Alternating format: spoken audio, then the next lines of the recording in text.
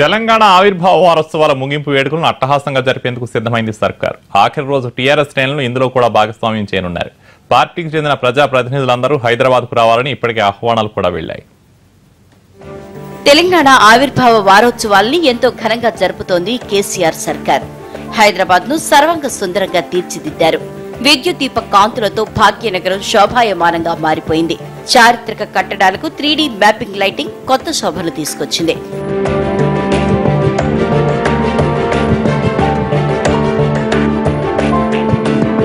తెలంగాణ ఆవిర్భావ వారోత్సవాల ముగింపు ఇంతకన్నా గ్రాండ్ గా సెలబ్రేట్ చేసేందుకు ప్లాన్ చేశారు కేసీఆర్.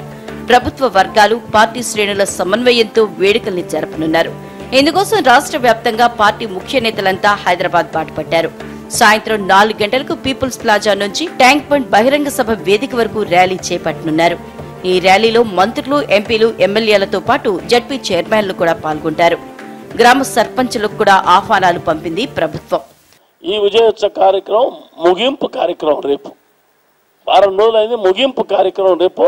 దీనికి 1,00,000 మందితోటి మరి మేము కార్యక్రమాలు ఏర్పాటు చేస్తున్నాం.